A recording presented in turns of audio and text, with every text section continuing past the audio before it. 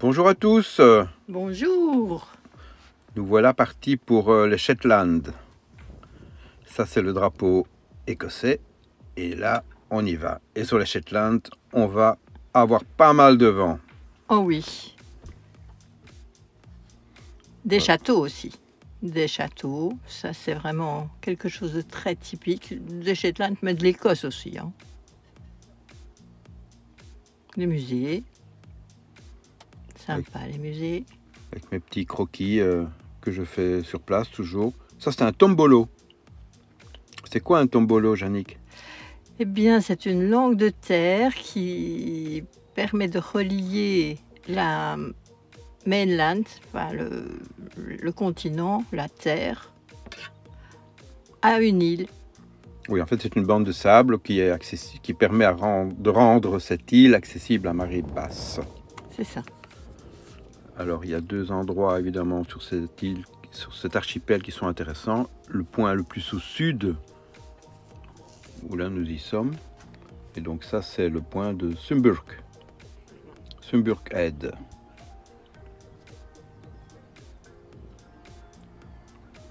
Avec les murs de pierre, il y en a partout sur les Shetland, des murs de pierre. Et ces murs ont été cassés, on voit bien que c'est cassé par le vent en fait. Oui, du vent, il y en a. Ça, je dois dire. Et ça provoque de belles vagues aussi. Hein. Nos balades étaient magnifiques au bord de l'eau, sur les falaises, avec les vagues qui éclatent contre les roches.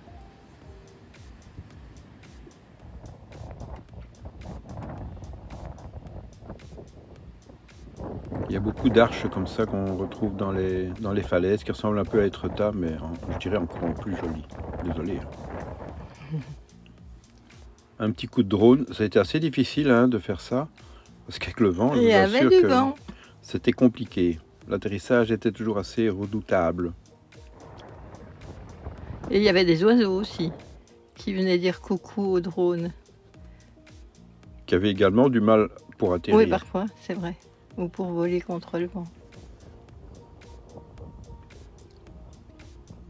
Ah, on était bien habillés. Hein. C'est vrai que on a des bons vêtements. Hein. Et vous voyez le genre d'endroit sur lequel on va dormir, on est tout seul, tout seul. Chaque fois qu'on cherche des endroits comme ça, on est vraiment tout seul au milieu de la nature. Ici, c'est à côté d'un phare. Pour se réchauffer du vent, on en profite parfois pour aller dans un café, prendre des scones, des fish and chips. Oh, des fish and chips, on en a vu. Hein. Mais il faut bien ça pour nous réchauffer et pour nous donner de l'énergie. Bon, après, il faut changer. Hein. Pas que des fish and chips quand même. C'est vrai, on en a mangé vraiment beaucoup. Mais on a eu beaucoup de vent aussi. Pauvres de poissons. La pluie. Vous voyez le genre de route. Puis il y a des moutons aussi. Ah, les moutons de Shetland, ils sont particuliers parce qu'ils perdent leur laine. En fait, les propriétaires ne doivent pas les tondre. Ils perdent leur laine et puis ils vont chercher la laine qui traîne sur les champs, partout. Ils les ramassent. Ils ramassent la laine comme ça. Pas besoin de les tondre. Et puis, on a visité évidemment une fabrique de laine. La seule fabrique de laine. La seule, oui, on n'en a pas trouvé beaucoup. C'est assez étonnant. Sauf dans cette boutique-là, bien sûr, et sur la fabrique, dans la fabrique.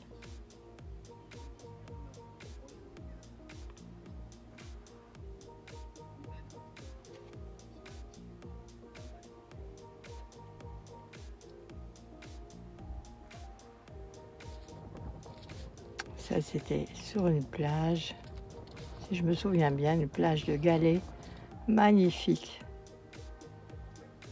J'adore les plages avec des galets. J'adore les galets, j'en ramasse un petit peu, pas trop, on peut pas normalement. Sur les Shetland, il y a des plages de galets, des plages de sable blanc, des plages avec de l'eau turquoise. C'est assez magique. Tiens, comme l'eau qui se rétracte.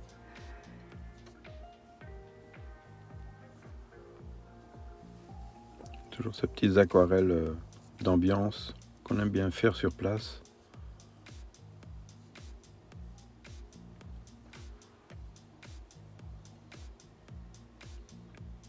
Là, nous prenons un petit bac pour aller sur Unst. Un petit ferry. Et Unst, c'est la dernière île la plus au nord du Royaume-Uni, en fait. Il y a énormément de ruines, d'anciennes maisons de pêcheurs. Un château. Alors, visite du château par Jannick. Ça grince. Il faisait sombre. C'est le château le plus magique que j'ai pu visiter. Franchement, il était ouvert à tout vent, de nouveau, mais ouvert à tout le monde. Comme ça, on pouvait. J'étais toute seule dans le château. Michel n'était pas bien hein, ce jour-là. Non, je n'étais pas bien. Et vraiment, c'était. Il paraît qu'il a hanté d'ailleurs. Oui, j'ai rencontré l'ex-propriétaire. Un petit musée Très tout gentil. au nord aussi de cette jolie petite île de Unst. Bon, je crois qu'il y a 700 habitants hein, sur l'île, c'est pas plus que ça, mais elle est quand même assez grande. Hein. Elle est quand même assez grande. Il n'y a pas des maisons partout, c'est pas comme en Norvège en fait. Ils sont regroupés par petits villages. Je suis régalé à dessiner les barques évidemment, j'adore ça. Là, j'ai passé mon tour. Hein. Il faut être expert pour dessiner les bateaux. Expert, t'exagères. Oui, oui.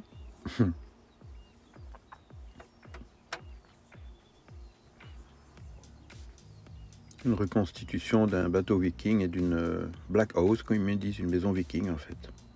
Ou long house, ça dépend.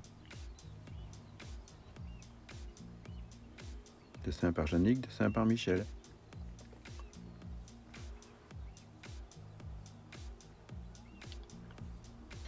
Et là, nous sommes tout au nord de cette île qui est déjà tout au nord, dans la nature reserve de Hermannes. Ness veut dire le cap en gaélique. Et donc là, on est vraiment tout au nord, le plus au nord qu'on puisse être. On a marché beaucoup là. Hein. Je crois qu'on fait 13 km là au total. Mais quel endroit magique. Là, il n'y a plus foule. Hein. Si, des oiseaux. Oui, des oiseaux. Ça, il y en avait là. Des fous de bassin par centaines. C'était un site fabuleux, hein, franchement.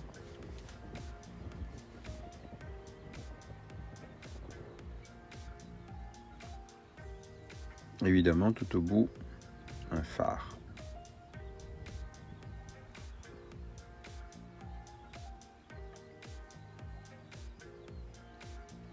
Immortalisable.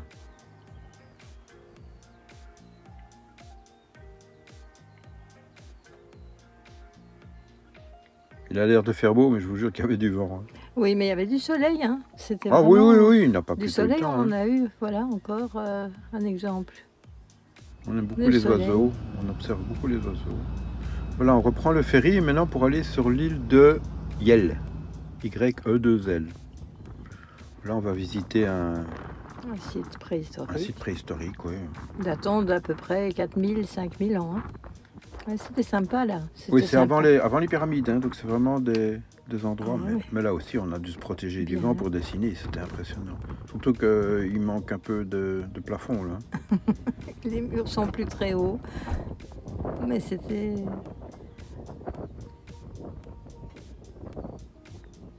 assez mystérieux comme passage. Et on est tout seul, hein, là. Faut juste savoir où c'est, mais sinon, Jannick se met à l'abri du vent. Ouais, Alors et moi, toi aussi. j'ai dessiné Jannick à l'abri du vent.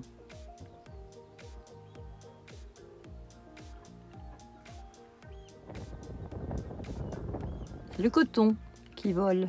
Alors oui, il y a des maisons aussi assez originales. Il y a encore une bonne vingtaine de maisons comme ça où les plafonds, les toits en fait sont en forme de bateaux renversés. Ce sont de véritables bateaux qu'on a mis à l'envers au-dessus des murs.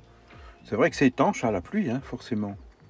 Et donc ça c'est au musée de Lerwick, la capitale ou le chef-lieu de cet archipel. En voilà un par exemple, une maison où on voit bien la barque au-dessus du toit, enfin qui sert de toit. À l'envers, hein. Ah ouais, sinon ça marche pas. Regardez un peu cette petite Cabine téléphonique au milieu de rien. Ah oui, elles sont vraiment perdues au milieu de rien. Une maison et rien d'autre. Et il y a une cabine téléphonique parfois à côté. Ou parfois même pas de maison. Et parfois pas de maison, en pleine nature. Et qui fonctionnent, hein. Il y en a qui sont transformés en bibliothèque. Comme chez nous. Mais il y en a qui restent accessibles pour le téléphone. Alors comment il se chauffe? Ah, la tourbe. Ça, c'était un moment intéressant. J'ai bien aimé discuter avec un monsieur qui coupait la tourbe, qui détachait la courbe de son terrain et il le laisse sécher donc pendant 2-3 mois sur place là. Fin août, il l'emmène chez eux, à l'abri, il le laisse sécher pendant 1 an. Ils peuvent l'utiliser l'année suivante. Et puis, il recommence.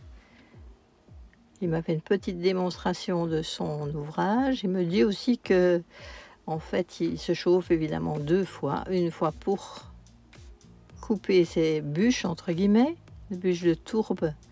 La tourbe, il y en a vraiment partout, hein. Et en fait, ils peuvent utiliser les terrains comme ils veulent. C'est pas forcément son terrain à lui, mais il y a tellement d'espace qu'ils peuvent aller prendre de la tourbe là où ils en ont envie. Plus ou moins. Si ça n'appartient à personne, en fait. Bon, au niveau CO2, je suis pas sûr que c'est la meilleure solution. Mais en tout cas, là-bas, ils l'utilisent énormément. Énormément. C'est une bonne odeur, hein, mais une odeur qui est diffuse dans les villages, en fait. On le sent vraiment à distance quand il y a du vent, comme il y en a. Encore un petit scones pour se réconforter, et même un cidre. J'aime bien ça, le cidre.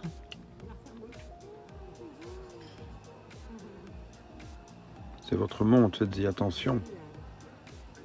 Ouais, ça aussi, j'aime bien. Comme réflexion.